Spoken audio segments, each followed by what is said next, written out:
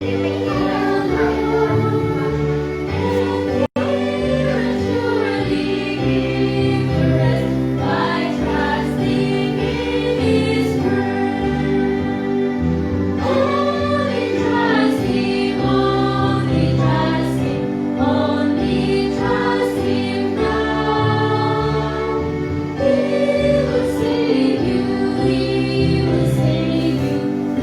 will save you now.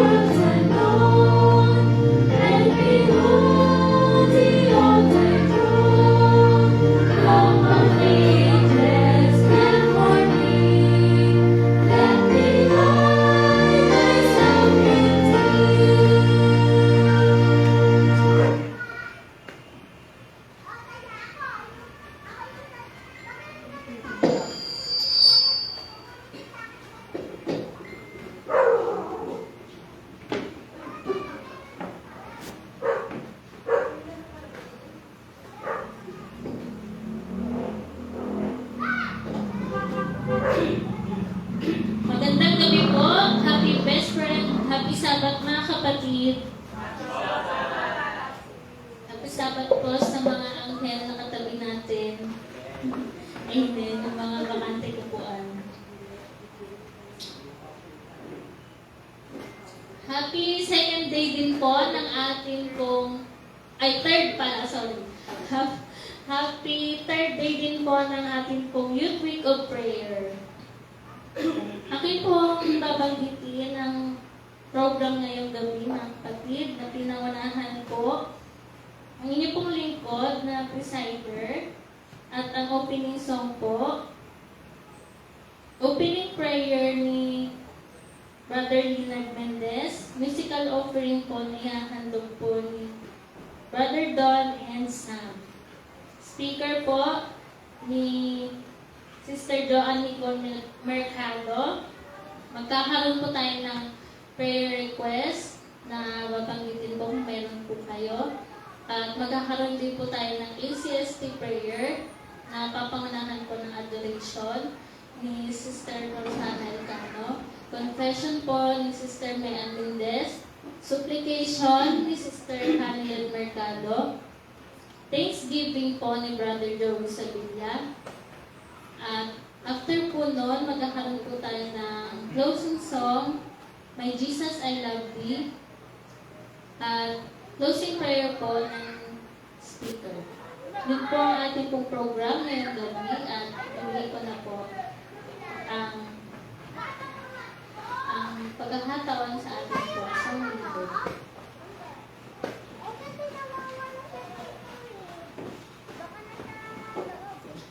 Tayo po yung magsitayo at ulitin po natin ang ating opening song na My Faith Goes Up to Thee.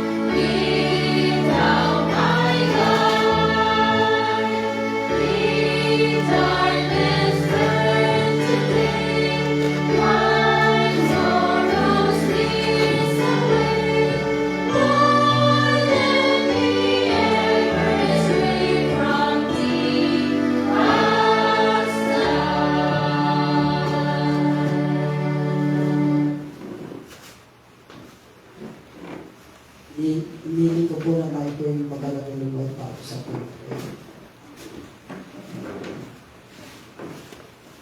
Ama ng bahin ng Diyos, para sa mga po sa pagkakataon ito sa pagkat. Muli po kami nagsama-sama dahil muli po kami ingatan. Pinagkalooban ng mga biyaya sa kung maghapon na ito, Panginoon. Kaya din po sa gabi ito na iahatid na inilingkod na si Sister Nicole.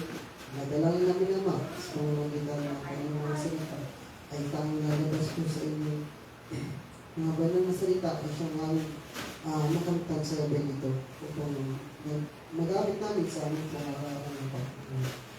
Dalangin din namin naman ang kasalanan maging sa isusunod sa gawa at tawad po ito ang dalangin sa pangalan sa Sistema ng Tagapagligtas.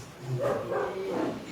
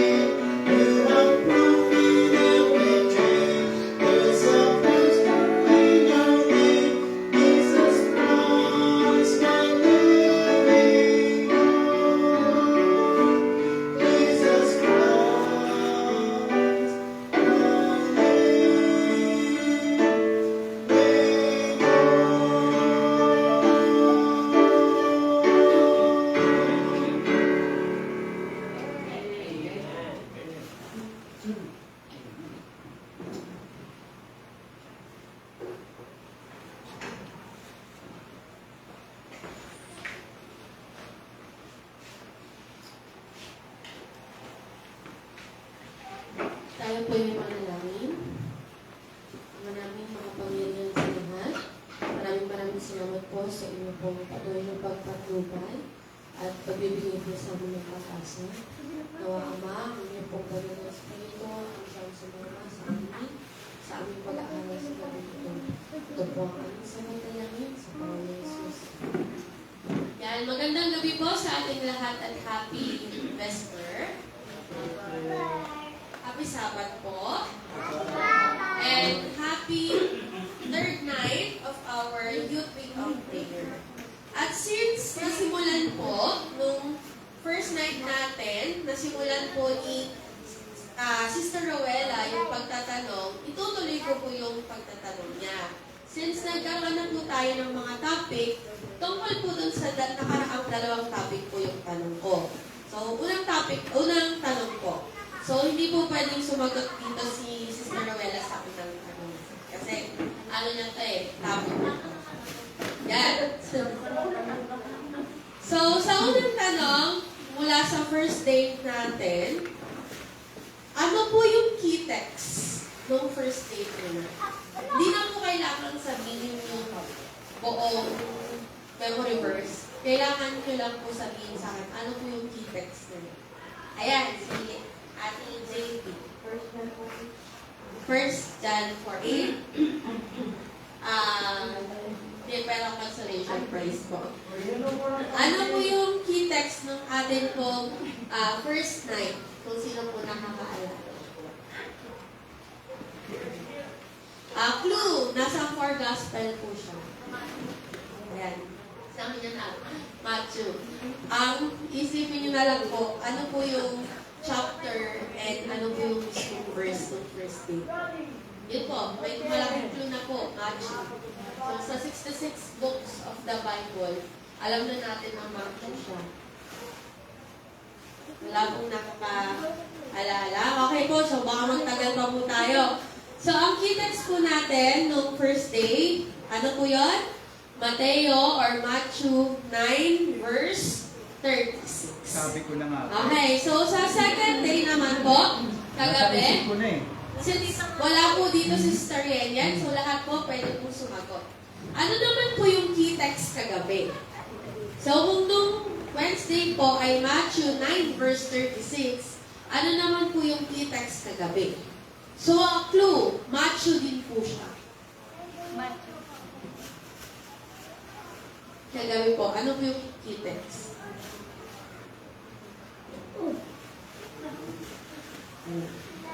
Wala. Sige po. Since wala pong nakakaalala, ang key text po kagabi ay Matthew 9 verse 35. So kung yung una, Matthew 9 verse 36, kagabi po, Matthew 9 verse 35. Ay ngayon naman po, bibigyan ko po ng tatlo kung masasagot ko po yung tatlo. Kapag isa lang po, isa lang. Pag dalawa, dalawa. Okay po. Ibigay po yung tatlong pandiwa over na binanggit kahapon or kagabi ni Sister Yenny. May tatlo po na letter M po yun. M, M, M. Tatlong M po yun na nabanggit ni Sister Yenny kagabi. M ganito, M ganito, M ganyan. Ito daw po yung tatlong bagay na ginawa po ni Jesus nung siya ay nandito sa lupa na dapat natin gayahin. Ayan, magtaas po natin ang kamay. Pero sige po, i-honor na po natin yan. Mangaral. Bella, nauna tuloy yan. Mangaral, manggamot. Yan, magturo. Hindi sila nagtaas ng kamay eh. Ayan po, so kagabi po. Mangaral, magturo at magpagaling. So ngayon po, itutuloy po natin ang pag-aaral. Sa gabing po ito, ang title po ng ating topic, Pagharap sa Kalungkutan sa Iyong Lungsod. So yun po yung topic natin, Pagharap sa Kalungkutan sa Iyong Lungsod. So kung nung unang gabi, ang key text po natin ay Matthew 9 verse 36, at nung pangalawang gabi po ay Matthew 9 verse 35. Ngayon po, lumipat po tayo sa isa pa pong four gospel writer. So, ang ating pong key text ngayon ay matatagpuan sa 1:16 verse 32. So, kung kayo po ay may Alam ko po, meron po kayo may banal na nakasulatan. So, sabay-sabay po natin buksan. 1:16 verse 32. Sabi po dito, pero darating ang oras at dumating na nga na magkakawatak-watak kayo at magkakanya-kanya. At iiwan nyo akong nag-iisa. Ngunit kahit iwan nyo ako, hindi ako nag-iisa dahil kasama ko ang Ama. So, bali po dito, sinasabi na po sa banal na kasulatan na darating ang panahon na magkakanya-kanya tayo ng lakad. Na darating ang panahon na maging ang ating Panginoon ay tatalikuran ng mga tao. Ngunit, hindi siya nag-iisa dahil kasama niya ang Ama. So ano ba yung dahilan ng kalungkutan? So, bakit, di ba sabi, show up in the cities? Kakabit ba ng mga lungsod ang kalungkutan? Yes. Maraming malungkot po na tao dito sa lungsod. Bakit po kaya?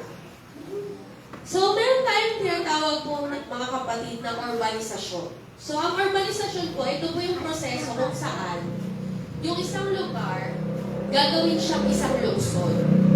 So, sa NCR po, di ba dati, ang Valenzuela po ay hindi lungsod. Ang Valenzuela po ay parte ng probinsya ng Bulacan. Tapos celebrate po natin na Valenzuela Day. Yun po yung panahon kung saan mula sa pagiging probinsya, naging lungsod po yung Valenzuela. So, hindi lang po yun dito sa Valenzuela nangyayari. Sa buong Pilipinas, sa ibang bansa, ibang lugar, nangyayari po yun na ang isang lugar na originally probinsya, dumarating ang panahon na ginagawa itong lungsod. So, sa US daw po, 55% ng kanilang mga residente ay nasa mga lungsod. So, ibig sabihin po, yung 45% po nasa probinsya. 55% lahat nakatira sa syudad. Kaya kung mapapansin niyo po sa US, mahal po ang upa, pero malilit yung mga espasyo sa mga lungsod. Kasi nga, nag-aagawan sila ng espasyo. Pero pag pumunta po kayo sa probinsya sa US, malalaking bahay, mura lang binibenta. Kasi ayaw naman nilang tumira doon sa malalaking bahay na yun kasi nasa probinsya. Pero doon sa New York City, ganyan, kahit na one room, meron po nakitang apartment sa documentary sa New York. Pagpasok mo ng pinto, CR agad. Parang CR yan, tapos kama. So, bali yung CR niya, yung kusina niya, yung kama niya, sama-sama sa isang lugar. So, ganun po kagrabe yung urbanisasyon na nangyayari. At sa populasyon po sa US, 20% po sa kanila ay malungkot. So, sa US po kasi, ang konteksto ng ating po week of prayer, kasi po, taga-US po yung nagsulat. So, translate lang po sa Tagalog. So, ano po yung rason kung bakit malulungkot tong mga taong to sa US? Una po, yung mga malulungkot daw po, madalas yung matatanda. Bakit po matatanda ang malulungkot? Kasi po, napansin ko lang rin po to, kapag po ang buhay mo, nag-aral ka, tapos after mo mag-aral, nagtrabaho ka, tapos bigla kang patitigilin at wala ka nang gagawin. Minsan may isip mo na parang, at ipaparamdam pa sa'yo ng society na parang wala kang silbi. At yung pakiramdam na wala kang silbi, nakakalungkot yung pakiramdam na yun.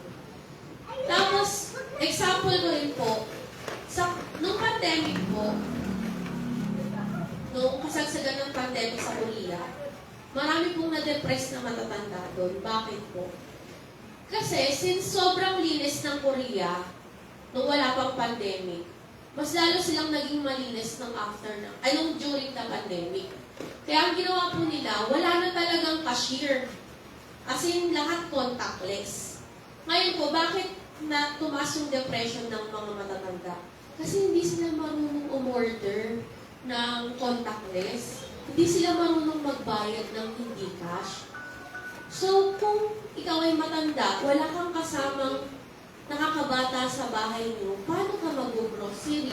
Paano ka o-order ng pagkain mo sa fast food? Paano ka bibili ng gamot mo? Eh lahat contactless na, pindot-pindot, tapos bayad gamit yung cellphone. Eh yung matatanda, nasanay sila na o-order ako sa tao, magbabayad ako sa tao. Kaya sobrang dami po talagang na-depress nung time na yon. Ano pa po yung cause na malungkot ang isang tao sa isang syudad? Kapag bagong salta siya. Paano pong bagong salta? Galing siya sa probinsya, bagong dating siya dito sa lungsod. Bakit ka malungkot kung bagong dating ka sa lungsod? Wala kang kaibigan, wala dito yung pamilya mo, wala ka pang trabaho. Tapos andun yung expectation sa'yo ng mga nasa probinsya. Alam niyo po ba yun? Yung parang mahihiya kang bumalik sa probinsya ng wala kang narating sa lungsod. Kasi ang alam nila, nagpunta ka sa lungsod para umunlad. Kaya parang kahit anong lungkot mo dito sa Manila or sa lungsod, di ka talaga uuwi hanggat wala kang nararating. Kasi may napanood kami ni Mama na series na ganyan na magkakaibigan sila mula sa Jeju, nagpunta sila ng Seoul. Unti-unti silang bumalik kasi nag-fail sila eh. Tapos parang nagiging talk of the town sila kung nag-fail sila na, ay, yan yung mga nagpunta ng Seoul, tingnan mo, babalik din pala dito. Bali po, I think 5 silang magkakaibigan. Yung naging isang babae sa magkakaibigan, yun yung natira sa Seoul. Yung 4 na lalaking kaibigan niya, bumalik sa Jeju kasi nag-fail talaga sila dun sa Seoul, di nila kinaya yung competition. So yun po yung nangyayari. Yun po yung kalungkutan. Pwede naman, hindi ka bagong dating sa city, pero trabaho ka naman ng trabaho. Nabubuhay ka na lang para sa work. Yung, di ba, meron po kasing meme sa Facebook, di ba, sa lupang hinirang, ang mamatay ng dahil sa'yo. Sa kanila naman, pag trabaho ka daw ng trabaho, ang mamatay ng dahil sa work. Kasi, pumapasok ka, wala pang sikat ng araw, uuwi ka, wala nang sikat ng araw. So, bali, ang ginagawa mo na lang, boarding house mo na lang yung bahay. Ayun naman, meron naman mga tao na hindi naman sila workaholic, pero yung trabaho nila, sobrang hirap. Kaya doon sila nade-depress. Alam niyo po ba na maraming depressed na, alam niyo po yung airport controller na trabaho? Yung sila po yung taga-make sure na walang magbabanggaan na aeroplano. Tapos sila po yung taga-make sure na etong aeroplano na to, dapat makaalis na to. Tapos, itong aeroplano na to, dapat dumating na to. Yung airport controller po, di ba parang di siya pamilyang nakabaho? Alam niyo po ba na maraming po ganong nag-work na nade-depress tapos nag-suicide kasi parang ang laki ng responsibilidad nila. Bakit kung malaki yung responsibilidad nila? Isang pagkakamali lang, ilang pasahero yung maaari nilang maapektuhan. So, ano naman po yung panghuli na pwedeng rason ng pagkalungkot ng isang tao sa syudad? Alam niyo po yung salitang, we are together, but I am alone. Magkakasama nga tayo, marami akong kasama, pero malungkot ako. I mean, not alone. We are together, but I am lonely. Na, you are with a group of people, pero malungkot ka pa rin. So, ganun daw sa city. May makikita kang mga magbabarkada sa bar, pero tanggalin mo sa kanila yung alak, hindi na sila masaya. Tanggalin mo sa kanila yung sigarilyo, hindi na sila masaya. Tapos may nabasa nga ako na parang, ang basihan daw kasi ng pagkakaibigan ngayon, yung modern times, nakakasama mo sa mga gala-gala, ganyan. Tapos sabi nila, kung gusto mo daw malaman kung sino yung totoong kaibigan mo, sa konteksto po ng labas ko ha. Kung gusto mo malaman kung sino talaga yung kaibigan mo, mag-bonding kayo ng walang alak. Kapag di kayo masaya, kapag walang alak, hindi totoo yung inyong pagkakaibigan. Ibig sabihin, na magkaibigan lang kayo kasi may alak na involved. So yun po, meron po mga tao na they are in a group of people, they look happy, but they are not happy. So ano po ba yung problema ng kalungkutan? So ang problema ng kalungkutan, disclaimer lang po hindi porket mag-isa ang isang tao ay ibig sabihin nun, malungkot na siya. Kaya nga po yung sabi ko kanina, di ba? Merong mga tao, tingnan niyo yung mga katabi niyo. Kasi merong mga tao na nasa isang grupo sila, akala mo masaya siya kasi marami siyang barkada. Pero tagtad pala siya ng kalungkutan simula ulo hanggang paa. Tapos yung akala mo na malungkot na kapatid na si sister na hindi nagsasalita, di mo alam, sobrang saya pala ng puso niya kasi sanay siya na mag-isa. Tulad ko po, example ko lang po mga kapatid usually po kasi talaga, kahit saan ako pumunta, pag unang kita sa akin, kahit naman hindi mo nakita sa akin, kahit matagal na ako nakikita, for 26 years na ako nakikita, di pa rin ako naiintindihan Ako po kasi, isa po akong malaking introvert. Simula bata po ako, hindi po nagbago yun, na introvert po ako. Ano po ibig sabihin ng introvert mga kapatid? Nadidrain po yung energy ko pag maraming tao. Kaya pag maraming tao po, nakaupo lang ako kasi nauubos yung energy ko. Kailan po ako nare-recharge? Nare-recharge po ako pag mag-isa lang ako. So, mas masaya ako pag mag-isa. So yun po yung may mga tao pong tulad ko na akala niyo po malungkot po buhay ko kasi mag-isa ako. Di naman. Kasi, kaya kong libangin yung sarili ko ng mag-isa. Kaya sabi ko nga po basta may kuryente, may internet, may tubig, may pagkain. Okay lang ako. Kaya nung pandemic po mga kapatid, sorry po sa mga extrovert ano po yun sa akin? Pahinga po yun sa akin kasi di ko kailangan lumabas. Di ako required lumabas. Nagulat na lang ako, March, nag-start yung pandemic, September na pala. Magtatrabaho na pala ako ulit. So yun po ako na hindi po porket na tahimik po ako, malungkot po ako, or whatsoever. Pag tahimik po ako, tapos maraming tao, ibig po nun sabihin, napapagod na po ako kasi ang daming tao. Kaya ayoko po ng mga pasyalan na maraming tao. Ayoko po nun kasi di ko na-enjoy. Di ko siya na-enjoy. Mas gusto ko po ng pasyalan na tahimik. Tahimik gano'n. Ayoko po yung mga swimming pool, ganyan. Yung mga amusement park. Hindi po ako fan ng mga ganong klaseng pasyalan. Kasi mas gusto ko yung small group of people yung kasama ko. Kaya so much for that. Basta, nire-reiterate ko lang po na hindi porket nakakita po kayo ng taong mag-isa, malungkot po siya. At hindi po porket makakita kayo ng tao na laging may kasama at maraming kasama, masaya siya. Kaya i-check rin po natin yung tao. Yun, pag mag-isa physically. Pero iba naman po, kapag mag-isa ka, emotionally. Yun talaga, malungkot ka. Kasi, mag-isa ka na nagpa-process ng emotion mo. Iba naman po yun. So, kahit kami mga introvert, gusto rin namin ng may kasama, lalo na kapag down kami. Kasi syempre, tao din kami, kailangan din namin ng kasama magpa-process ng emotion namin. The only kaibahan lang, di namin kailangan ng maraming tao para mag-process ng emotion namin. Kahit isang tao lang sapat na. So, yun nga po. Pag mag-isa ka, emotionally, talagang malungkot ka. So, ano yung mga reason para mag-struggle ka emotionally? First reason po, pag namatayan. Kahit anong saya mo, basta namatayan ka, magsastruggle ka talaga emotionally.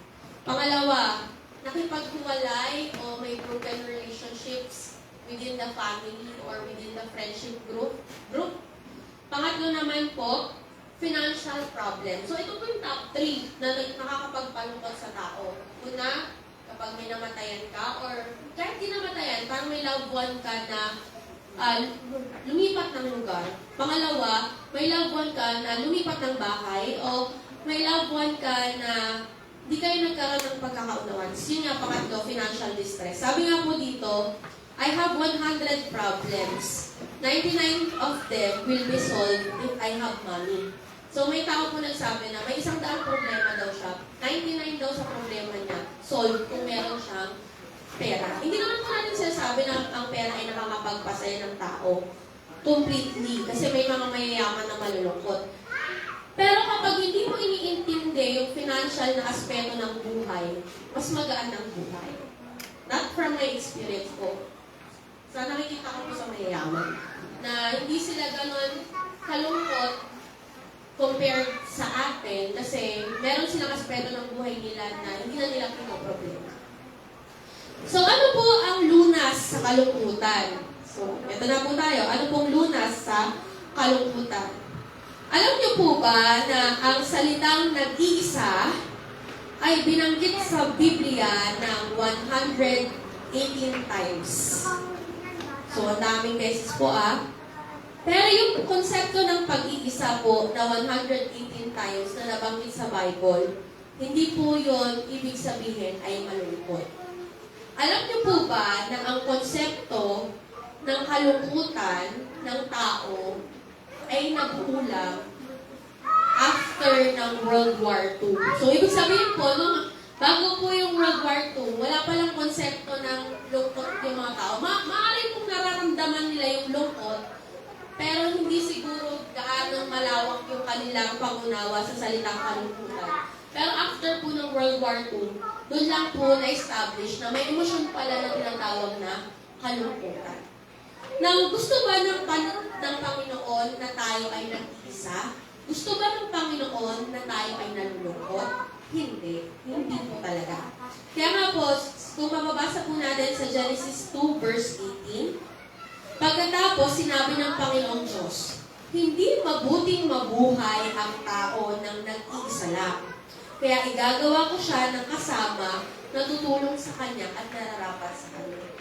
So, nung time na po yun, sa Garden of Eden, by partner yung mga hayop. At nakita ng Panginoon na maging si Adan, kailangan niya ng partner. So, by design po mga kapatid, ang tao po ay hindi dapat nag-isa. By design po, ang tao po ay dapat konektado sa Panginoon. Pero ano pong nangyari? Dahil po sa pagpasok ng kasalanan, nawala yung connection natin sa Panginoon, nawala rin yung connection natin sa ating kapwa-tao. Kaya nga daw po may dalawang klase ng kalungkutan. Una po, spiritual na kalungkutan. Ang spiritual na kalungkutan, nalulungkot ka dahil malayo ka sa Diyos. So anong sagot nun? Magkaroon ka ng connection sa Diyos. Kasi daw kung ikaw ay may spiritual na kalungkutan, ay kung ikaw ay walang spiritual na kalungkutan, halimbawa may connection ka sa Diyos na napakatibay, kahit na nag-iisa ka, physically, masaya ka, emotionally. Example po nito si Joseph. Si Joseph po, nag-iisa siya sa isang foreign land, pero siya po ay hindi masasabing malungkot dahil may matindi siya at matibay na connection sa Panginoon. Si Jesus po, siya po ay nag-iisa ng mga panahon na ipapako na siya sa krus. Pero hindi siya technically talaga na nalungkot ng todo-todo nung mga moments before ng pagpapako sa kanya kasi alam niya na kasama niya ang Ama. Si Pablo po ay habang siya ay naglalakbay, and alam naman po natin si Pablo po ay single man.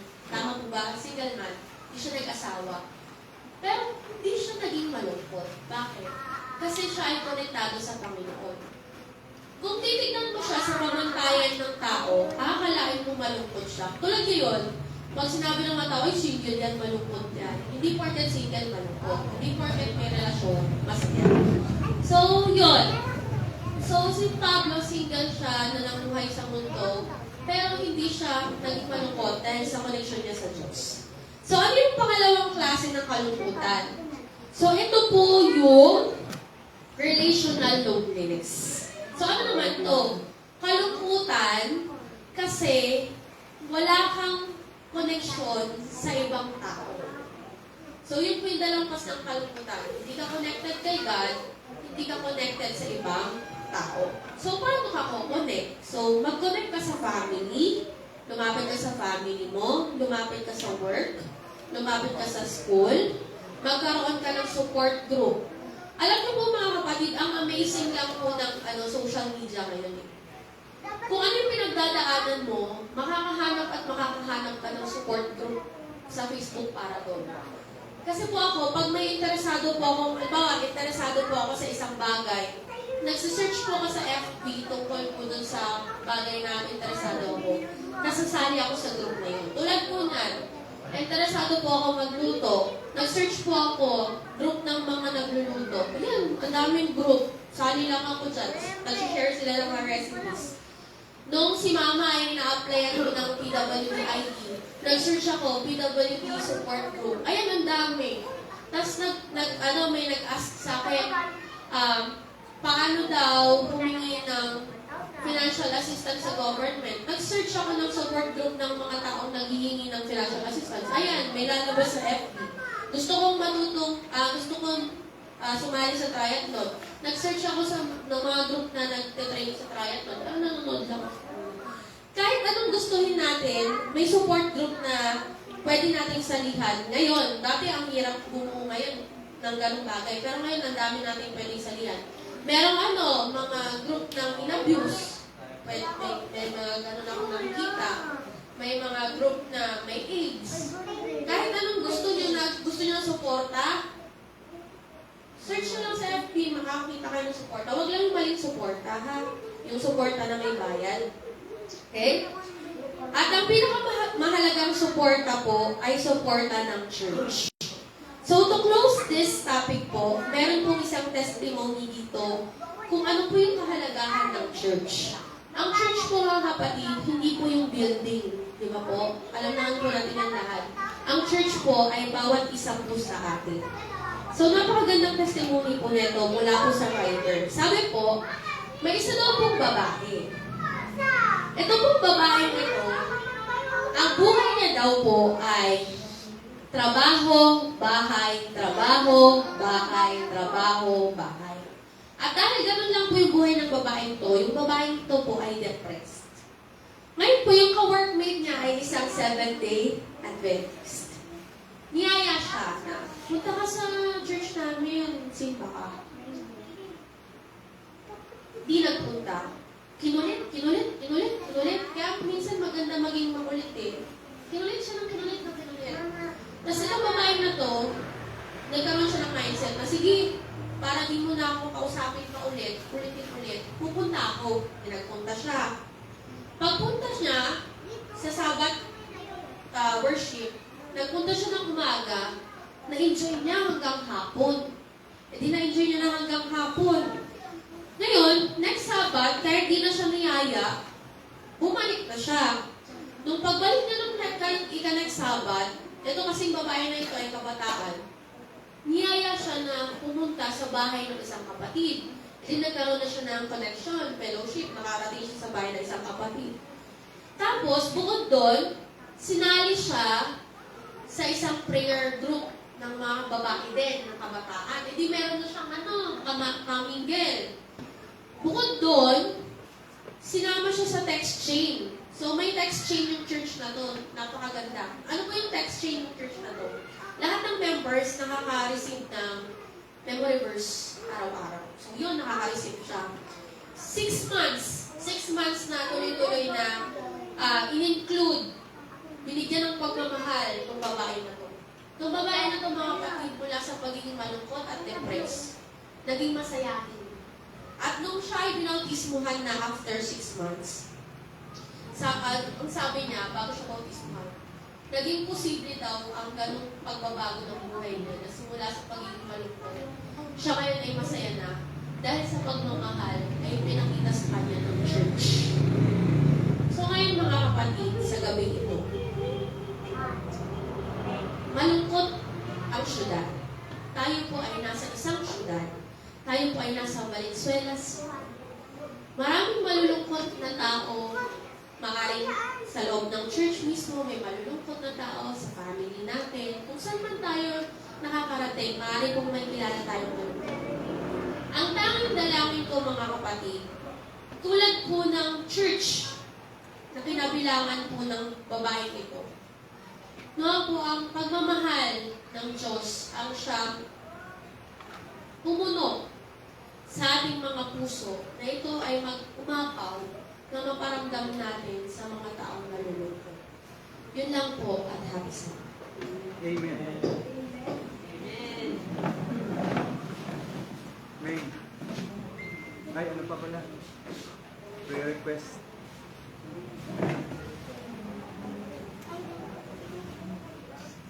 Kasama ka dun ba? Hindi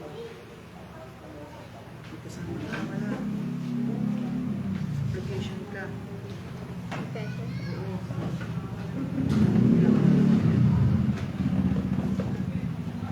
At sino man po ang merong prayer request bago po tayo mag-ACS prayer, at taas na lang po ang kamay at bigyan ko po kayo ng maximum na 1 minute. Sige po. Sige pa si, ito ba? Sige na tayo. Sige, kahit sunod-sunod na lang. Prayer request po.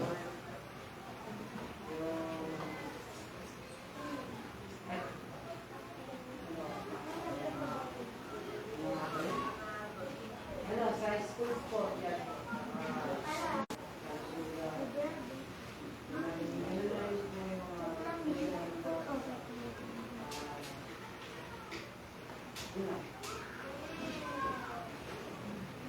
Prayer request ko po ay good health, family, at financial blessing.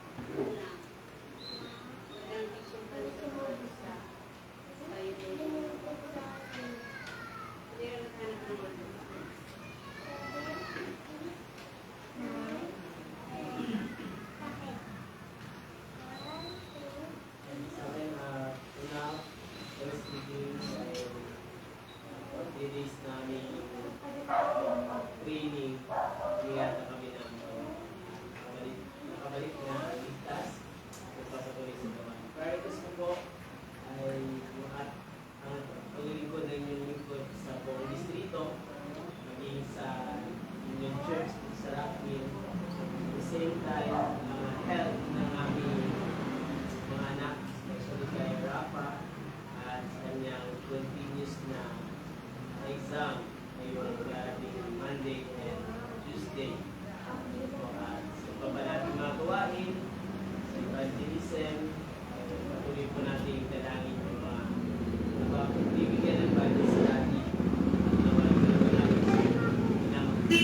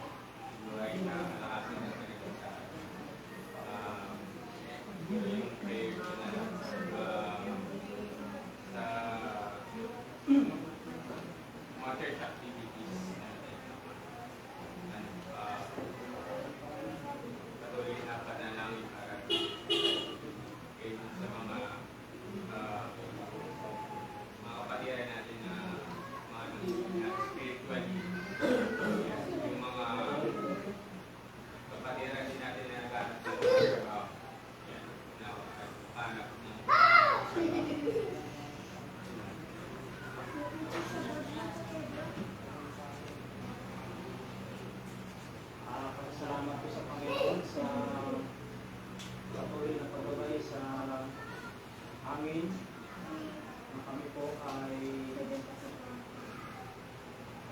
maligtas sa lahat ng oras. Thank you po. Salamat po sa Panginoon na patuloy ko po ang pinalabanan ng mga pagsubok ng mga isang buhay. Ganon din po sa nag-celebrate ng birthday sa 1 po ng March. Alam ko po na hindi na po ako maging si Buding, si Brother Wilson, si Sister Nanilid na ano po mga pagsubok na dumaan sa aming buhay ay patuloy lang kami magtiwala sa Panginoon na alam ng Panginoon na batid niya yung aming mga pangailangan. Ganun din po, ilan natin yung pastor na mag-continue yung ating pagiging involved sa gawain. Sa akin po, prayer request ko po yung patuloy ko na paggaling po ni Papa sa naramdaman. Amen. At yung mga school works po namin ay sana hindi maayos po at maging bigyan po ng Panginoon ng kapayapaan at kalam.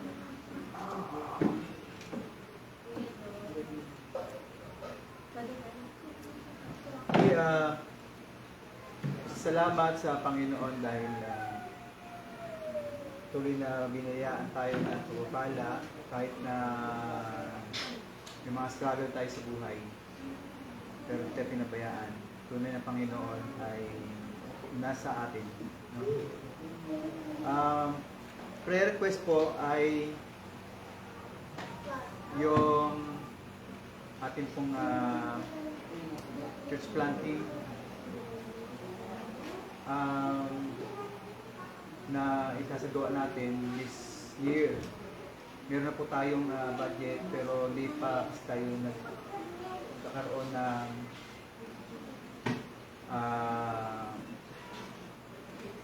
yung pag-usad ng gawain natin ba? Still, nandito pa rin tayo sa loob ng church. Nawa makahanap tayo ng paraan.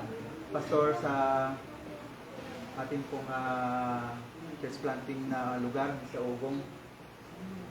Yung bang church planting pastor natin sa Ugong lang, di ba? Within the Ugong area, di ba? Yes, buong Ugong. Buong Ugong lang po.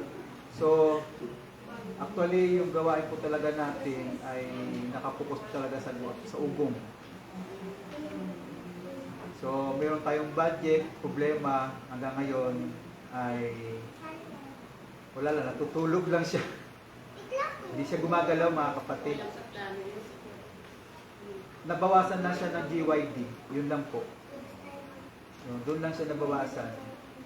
Pero wala tayong action plan pala. Dagdagan po ng goal natin po sa church planting doon sa area.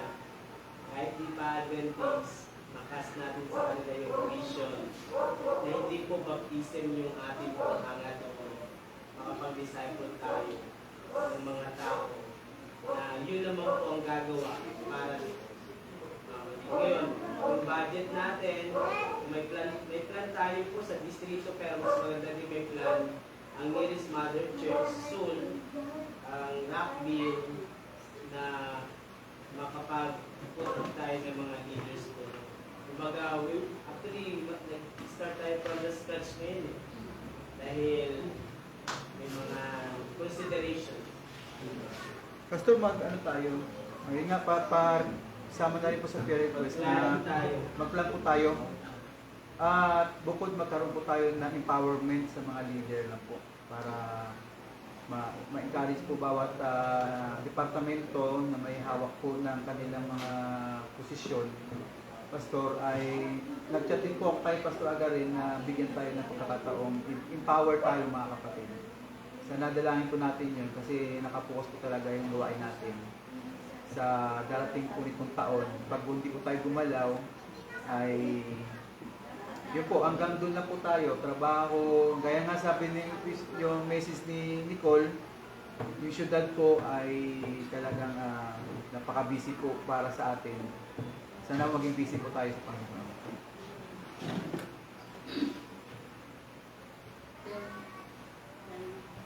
Wala na po ba?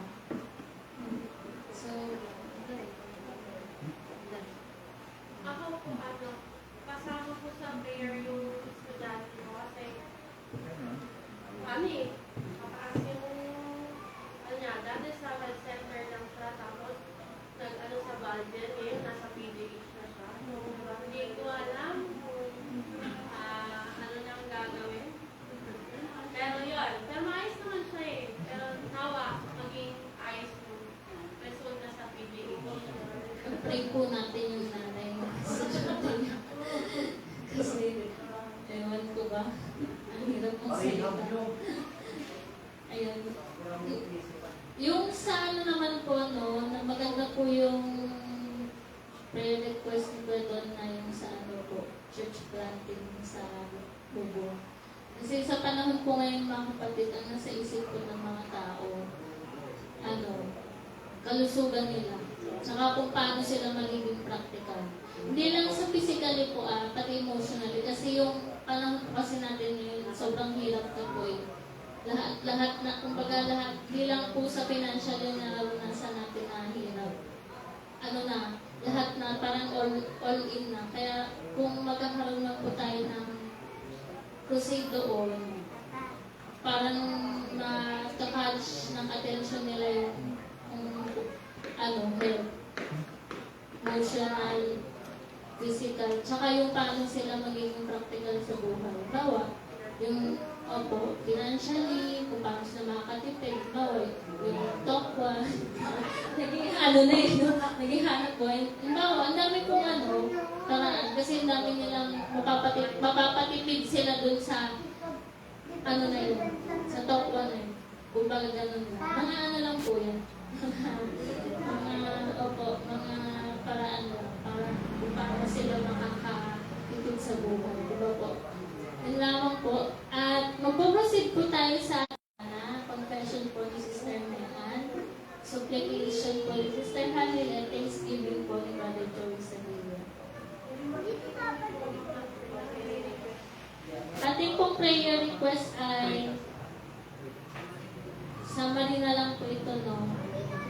Sa mga estudyante po, ang pag-aaral po nila, ganoon din po ang school, exam sa school, at sa pangkalahatan po na financial and health.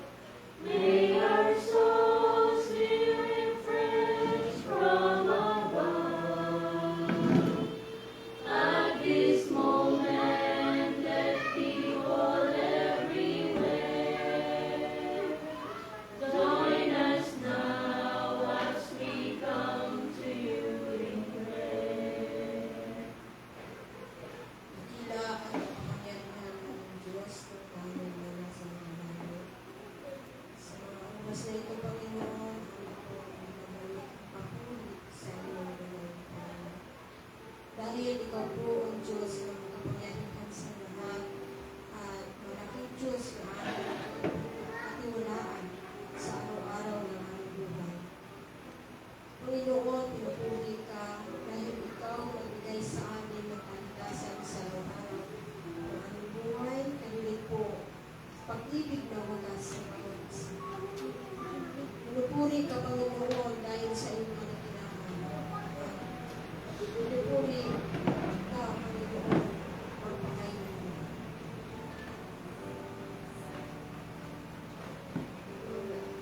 Ang banal, gusto ko mga pangyarihan sa lahat ng po namin na kami po'y makasalanan. Panginoon, hinihingi po namin gawin at pagbabago sa bawat isa. Kami po at sa panahon at sa lugar na siyudad na ito upang ipangarap ang inyong mga ganun Halika Panginoon. Alam po namin na bilang isang makasalanan at hindi po namin naibasa na kami po ay magkasala Panginoon.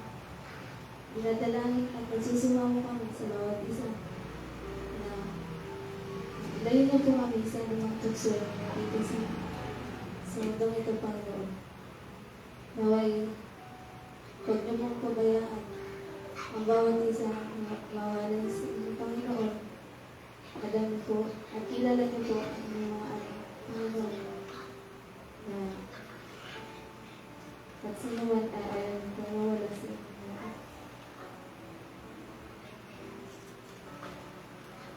Panginoon, patawad po sa aming mga pagkakasala na aming mga nagawa sa libig niya, salita at sa nawa. Patawad naman sa pangalan ng Diyos.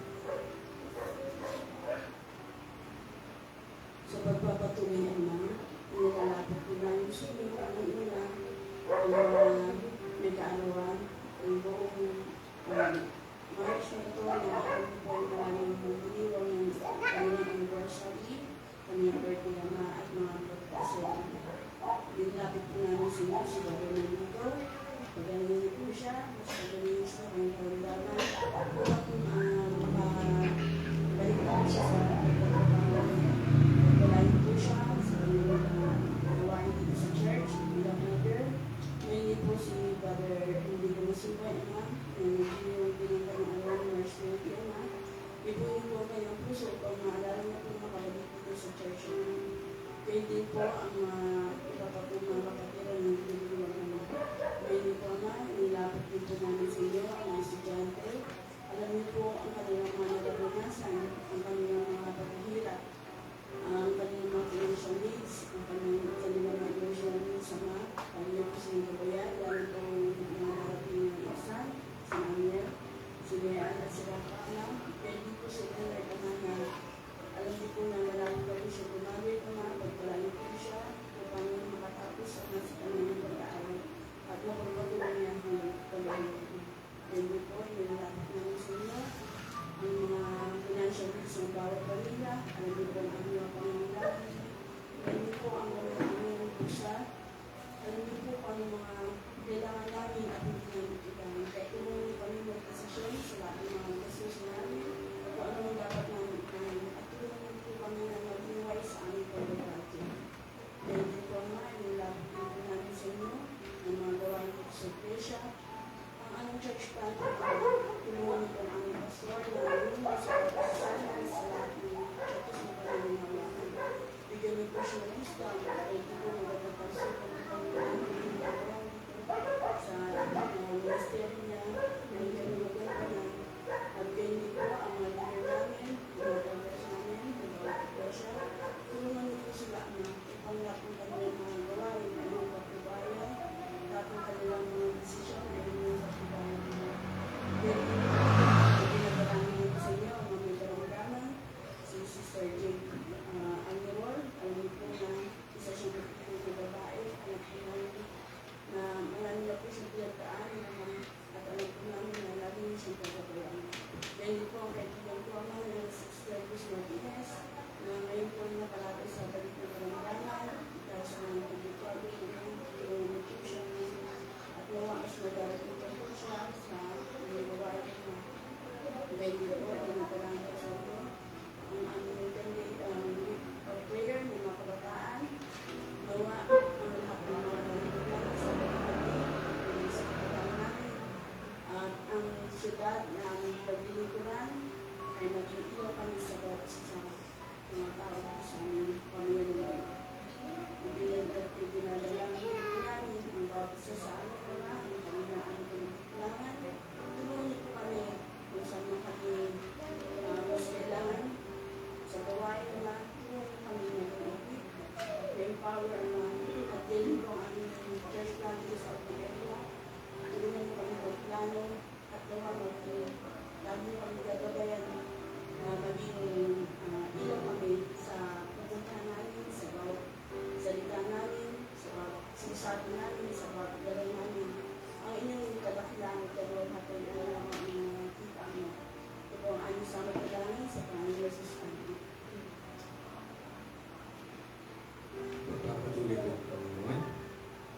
Kami ay lubos na nagpapasalamat o Diyos sa iyong pagpamahal sa amin.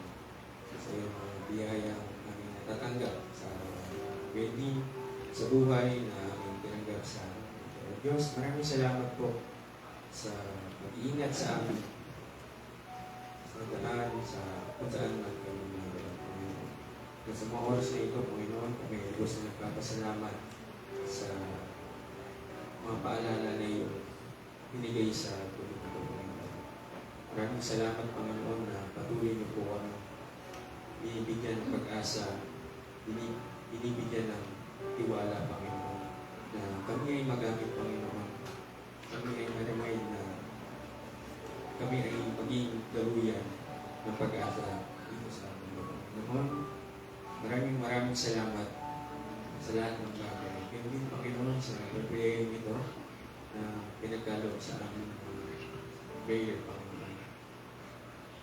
Alam namin, Panginoon, na hindi kami karapat. Dapat wala kaming may pagmamala sa inyo. Pero kami ay iyong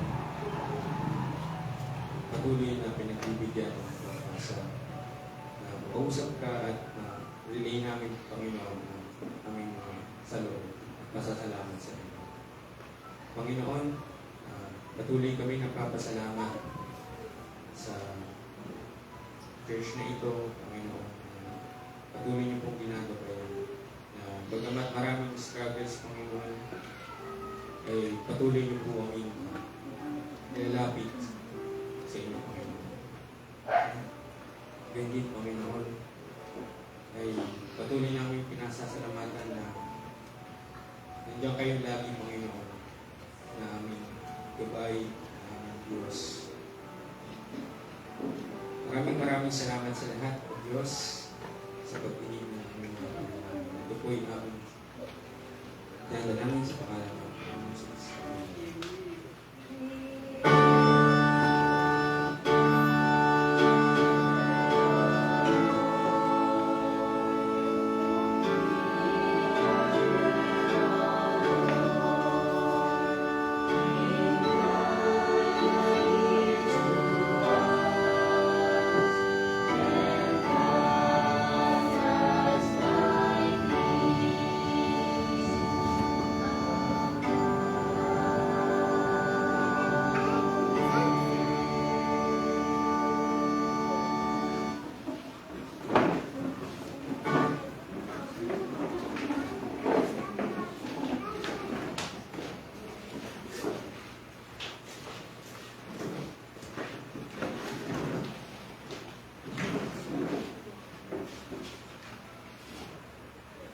Para po sa ating closing song, tayo po'y magsitayo at umitin ang May Jesus I Love You.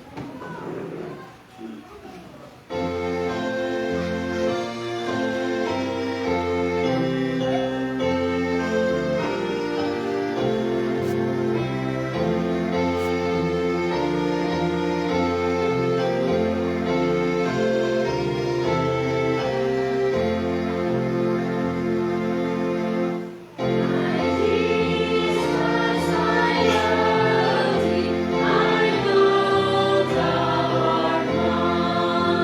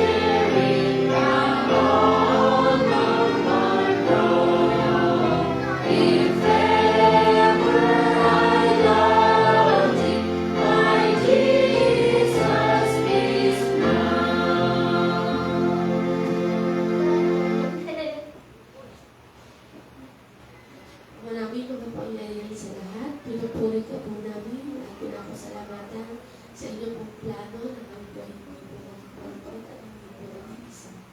Ama, nawa po tulad po ni Joseph and Pablo, nawa po Ama, kami po ay laging konektado po sa inyo na kahit po kami ay mag-isa, hindi po kami malungkot.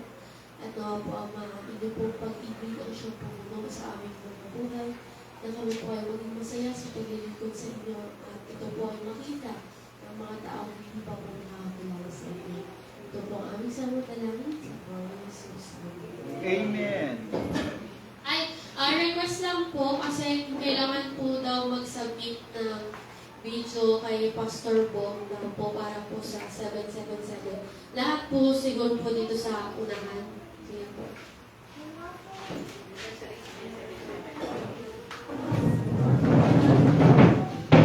Pastor Bong Pidakan.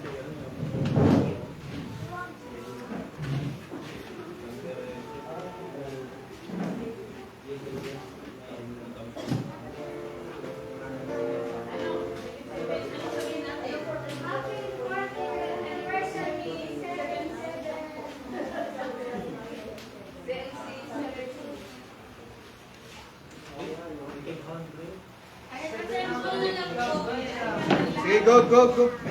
Nakalay pa pala. Sample lahat po sa amin. Mas maganda po